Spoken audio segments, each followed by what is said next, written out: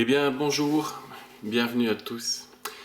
Nous voici arrivés maintenant à la dernière série de vidéos que je voulais consacrer pour vous à ce changement de société. Donc après les deux premières vidéos, qui étaient deux vidéos d'analyse de la situation, les deux suivantes qui étaient des propositions d'outils pour nous organiser en vue du grand changement.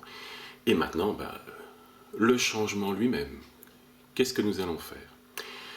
Alors vous vous souvenez, dans la deuxième des vidéos d'analyse, j'ai commencé par l'histoire de ce film, Le transpersonnage. Je vous disais que dedans, Chris Evans disait que pour réussir, une révolution doit arriver jusqu'à la locomotive. Elle doit même prendre la locomotive, to take the engine. C'est comme ça qu'il le dit dans le film.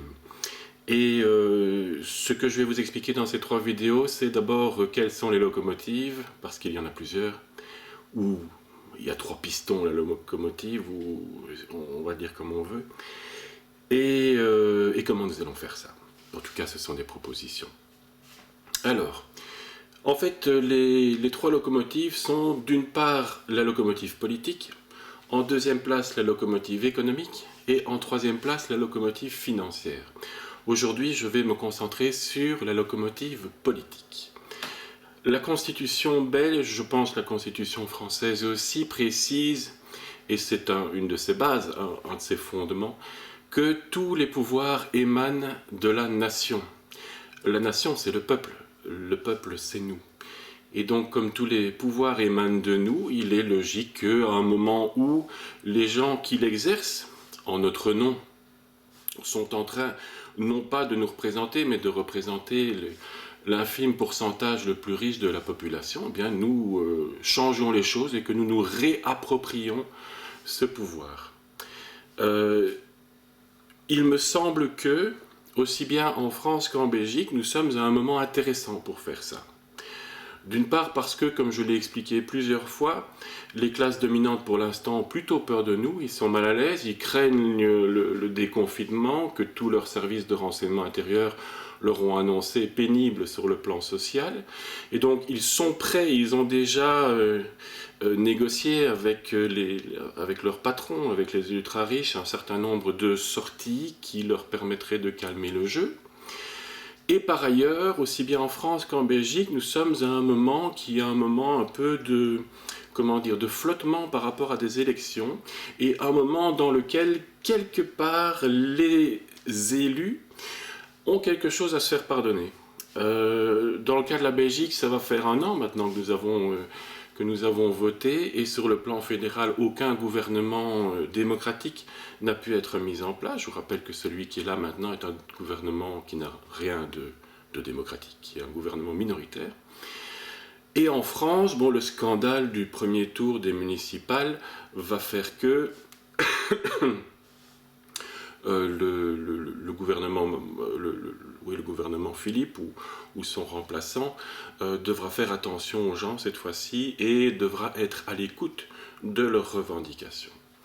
Et donc moi ce que je vous propose, c'est de profiter de ce moment pour exiger un certain nombre de choses. Exiger par exemple que dans le cadre du bicamérisme, c'est-à-dire le fonctionnement politique du monde législatif que nous connaissons en France et en Belgique, nous avons d'une part une chambre et d'autre part un Sénat, que nous puissions organiser les choses de telle sorte que la Chambre continue grosso modo de fonctionner comme elle le fait aujourd'hui, mais que par contre le Sénat, qui est censé, si vous voulez, être une chambre qui est plus une chambre de contrôle, une chambre qui a un statut de sagesse, etc., que le Sénat ne soit plus constitué par des représentants des partis comme c'est le cas aujourd'hui, mais que le Sénat soit constitué par un certain nombre de citoyens et de citoyennes tirés au sort. Alors le tirage au sort, évidemment, devra se faire de telle sorte que les différentes constituantes de la population, en termes de genre, en termes d'âge, en termes de classe, en termes aussi comment dire, d'orientation philosophique, religieuse, etc., soient représentées. On a toute une série de techniques en sociologie qui permettent de faire ça relativement facilement. Et de cette manière-là, si vous voulez, nous aurons d'une part une chambre qui sera constituée comme maintenant par des représentants des partis, mais qui aura à ses côtés un Sénat qui, il faudra qu'on décide ça, mais un Sénat qui pourrait par exemple avoir un droit de veto, qui pourrait avoir un droit de révocation sur l'exécutif. Donc en gros, si on va chercher dans la chambre les personnes qui vont constituer le gouvernement, et bien que quand le gouvernement propose des lois, etc., et bien le Sénat puisse mettre son veto contre telle ou telle loi, puisse imposer le vote d'une loi qui conviendrait bien à la population, et que le Sénat également puisse révoquer carrément un membre du gouvernement ou le gouvernement tout entier. Voilà, donc c'est une idée, elle est ici à peine ébauchée. Pourquoi? Parce que simplement, je tiens à laisser tout ça percoler en vous, vous laisser faire des recherches, vous laisser y réfléchir. C'est juste une piste, c'est la mienne.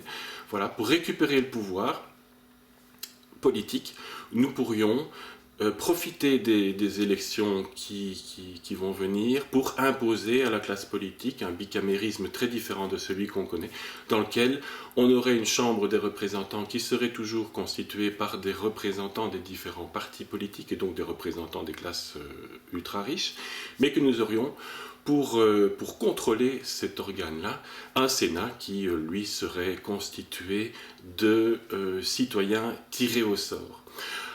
Un levier que nous pouvons utiliser, et je terminerai par là, pour imposer ça au monde politique, ce serait par exemple le boycott des élections, aussi longtemps qu'ils ne seraient pas d'accord avec des propositions qui émaneraient du peuple, eh bien nous refuserions d'entrer dans leur jeu et donc de participer à des élections. Voilà, je vous souhaite un excellent week-end à tous et à toutes, un grand merci de m'écouter, n'oubliez pas de mettre des petits pouces et des partages. Je ne sais pas si ce sont les algorithmes de YouTube et de Facebook, mais mes vidéos sont de moins en moins vues, c'est peut-être aussi parce que je suis de plus en plus laid dans le confinement, on va savoir. Toujours est-il que si vous pouviez donner un petit coup de pouce afin que le plus grand nombre de personnes possible puissent entendre mes propositions, ce serait sympa. À la prochaine, bonne journée.